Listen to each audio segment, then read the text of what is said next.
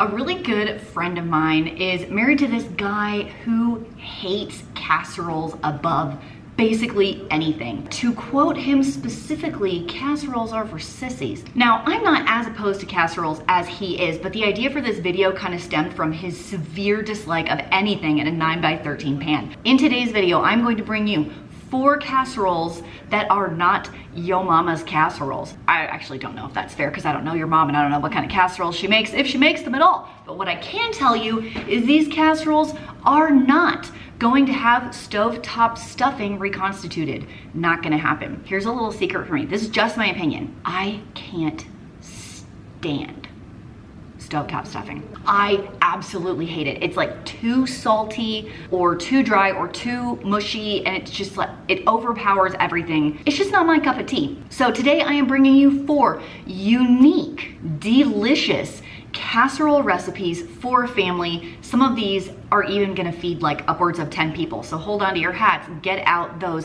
9x13 glass baking dishes and make some really yummy casseroles. Yes, Billy, this is for you.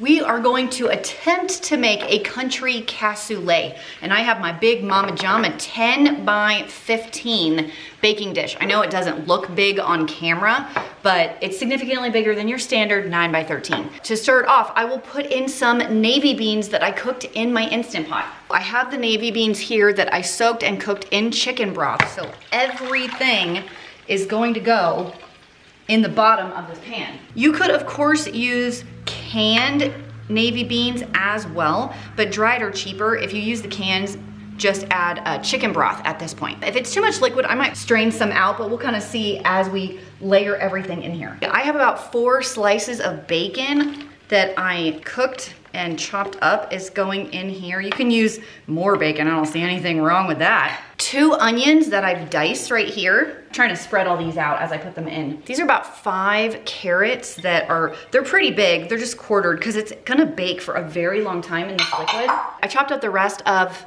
a head of celery. It wasn't that much, maybe 4 stalks and a bunch of the leaves. So those are going in too. I might definitely need to take out some of this liquid because I gotta put chicken in here next. 1 can of petite diced tomatoes. And I think I have determined that we are going to have to divvy this up into 2 pans.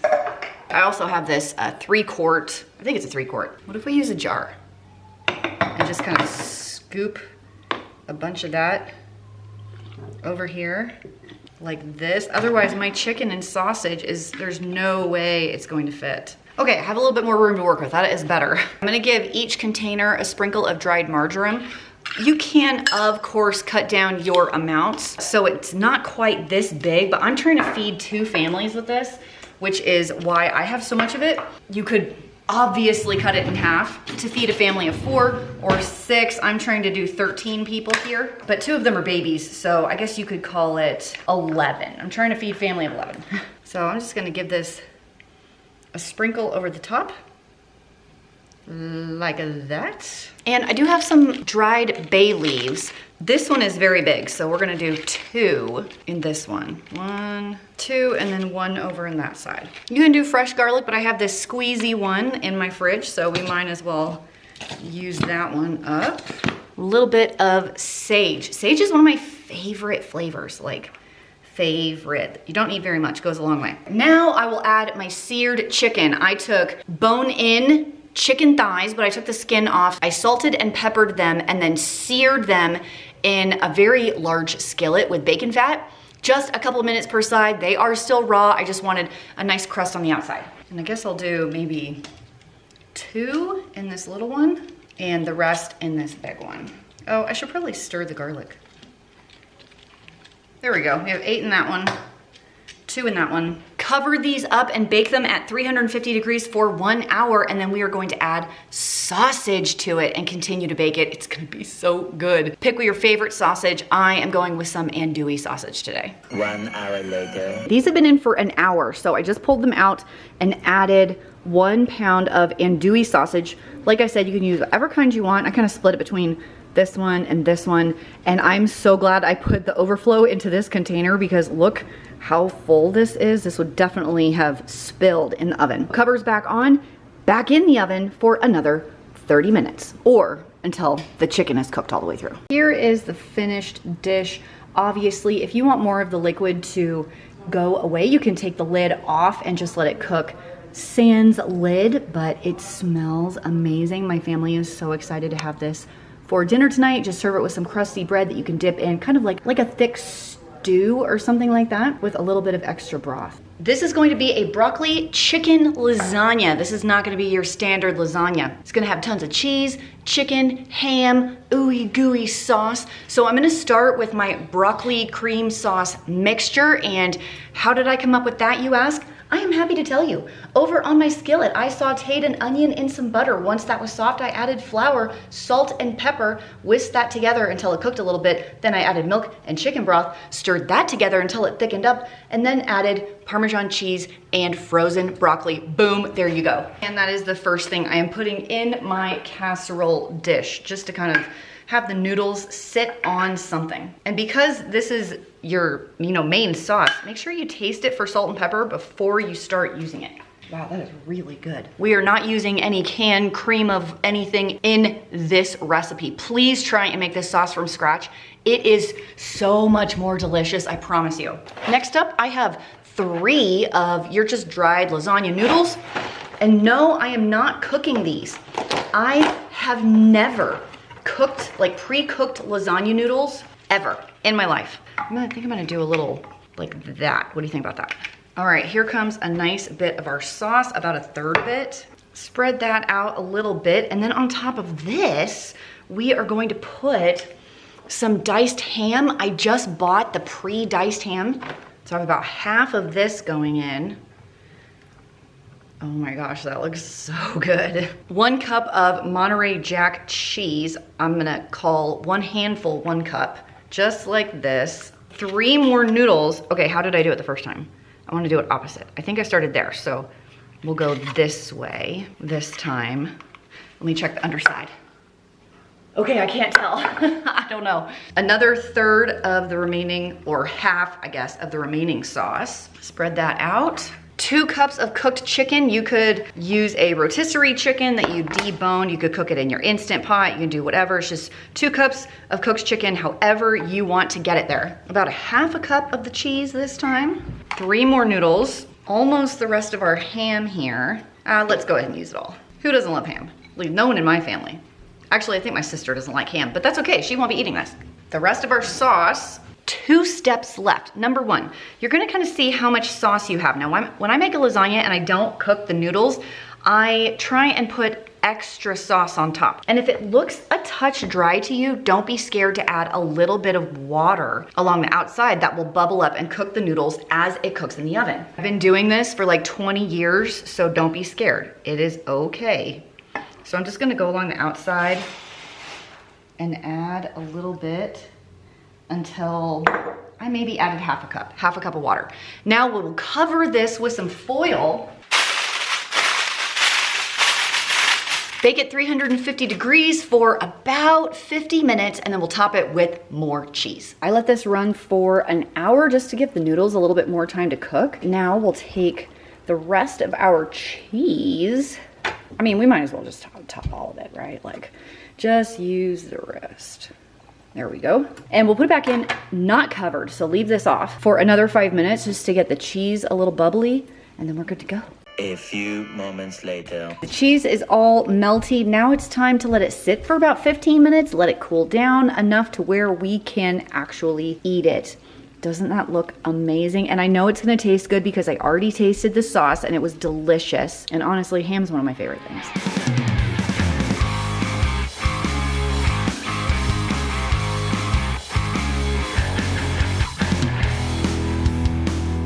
I am so excited about this dinner because it's all the things I love.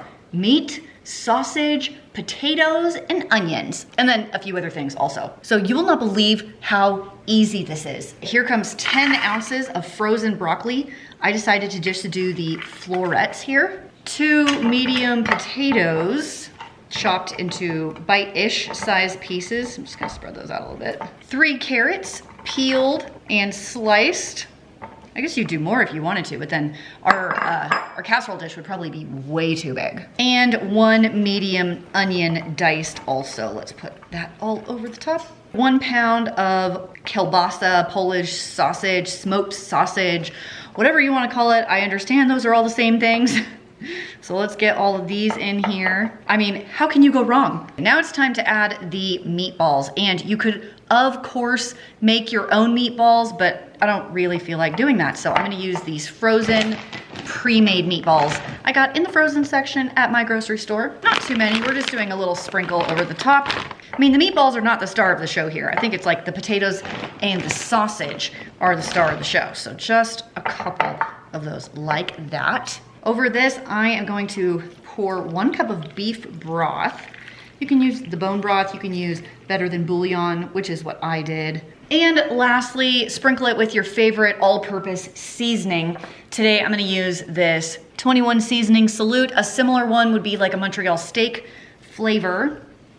Just kind of all over that, because remember, like the potatoes and the carrots and stuff, those have no seasoning on them, even though the meatballs and the sausage is fairly salty. Okay, there we go. Bake uncovered for 1 hour at 350 degrees. I'll see you then. Now, I've never been a fan of chicken salad sandwiches, but a hot chicken salad sandwich with some delicious ingredients, I think I can get behind. In a large bowl, we are going to put 2 to 2.5 cups of cooked, shredded, diced chicken, however you want to do it. I cooked mine in an Instant Pot and then cut it up. I just found it super easy that way. 1 cup of diced celery, however small or big you like it. And I also have in here, you can't see it, kind of juiced onion, like a tablespoon of juiced onion. I did it on my microplane. So you get the flavor of onion without like the huge chunks of raw onion, which, yeah, I'm not a huge fan of that. 2 cups of cooked rice. This is a jasmine rice that we had for dinner last night. And I always try and make extra rice because it is a great leftover and I can meal prep with it really, really easily. And you can always make stir fry. So I'm trying to, 2 cups of cooked rice. 1 can of drained water chestnuts. 1 teaspoon of lemon juice. That might be a little more than a teaspoon, but that's okay. Lemon's good. 1/2 teaspoon of crushed rosemary. And I will eyeball this. That's about 1/2 teaspoon. A little sprinkle of pepper. Go as easy or as heavy as you like on pepper. We like pepper. About 3/4 cup of mayo. And 1 can of cream of chicken. I know, right? Stir all this together and then we will put it in a 2-quart casserole dish. Isn't this one cute? I borrowed it from my mom because I don't have a 2-quart one. At least I don't think I do. Anyway, dump your entire mixture in here, and then you do have a couple of options as far as the topping goes. You could do nothing, okay? Or you can toast up some almonds in a skillet and put those on top. But what I'm gonna do is like the standard casserole topping. You're gonna love this. You will love it. Look at that, fits perfectly in a 2-quart. Oh yeah, we're doing crunched up cornflakes. I don't know why it works so well in a casserole. It just does. Don't ask me why, it's just science. So we'll set this to the side and get a little Ziploc baggie. This is the best way to crunch up your cornflakes. Here's what you do. Get out all of your aggressions. In fact, you could even get something bigger. If you're upset, just imagine that's like whoever's face you're mad at. Sometimes it just feels good to hit something. I mean, frying pans, who knew, right? Frying pans, who knew, right? Back to our casserole, and we're gonna take our cornflakes and give it a little, like, it just gives it this crunch that's so nice. And because we didn't get frosted flakes, don't make that mistake, you know, it's not gonna be weirdly sweet. It's gonna be savory. There we go. We're gonna bake uncovered at 350 degrees for about 35 minutes. Eventually. Here's the hot chicken salad. Can you hear that? So now, obviously, you can eat it with crackers, you can put it on top of rice, or like normal, you can put it on rolls, some toast. You know, you could do like toasted bread for a sandwich. However you normally like to eat chicken salad, do it with this hot chicken salad. Let's review the casseroles really quick. First of all, we have the sausage, potato, carrot meatball casserole. Everything in there was so delicious, but I would highly recommend cooking it for about an hour and a half and adding the broccoli in the last 30 minutes because the potatoes and carrots take so long to cook and the broccoli not so much. Those are my tweaks to what I showed you. I will also show those changes in the recipes down below for you. Number 2, can we talk about the chicken broccoli lasagna? My kids could not stop talking about it. They couldn't stop eating it. It's essentially kind of like a chicken pot pie married a ham tetrazzini and had broccoli babies, and it's all in one pan. The flavors are on point. Like, this one is absolutely in the rotation, and I'm gonna try and think of a way to make it a little bit quicker to make, because who's to say you have to use lasagna noodles? Not me. Why can't we just call it a pasta dish and use any noodles we want so it comes together a little bit faster than making those layers? Now, I like layers as much as the next ogre. Ogres have layers. But it does take a little more time than just stirring everything together and dumping it in a casserole dish. The cassoulet, oh my gosh. If you use a really good sausage and season your chicken well, this is so hearty and delicious. Serve it with a salad, some crusty bread to sop up that delicious broth. You cannot go wrong. And while I don't particularly like a cold chicken salad, the hot chicken salad on crackers is one of my favorite things. It's so easy to make. It takes like 30 minutes to whip together. You could just use some leftovers out of your fridge, leftover rice, leftover cooked chicken, throw it all together, and boom, you have like a really yummy lunch for your kids for the summertime in no time at all. All the recipes will be down below for you, so don't forget to check those out. If you want to see more cooking videos, maybe hit the subscribe button so you don't miss out any future cooking that we do. Maybe we'll do sheet pan dinners. Maybe we'll do more crock pot stuff. Who's to say what we're gonna do around here? Thanks for hanging out with me, and I'll see you in the next video.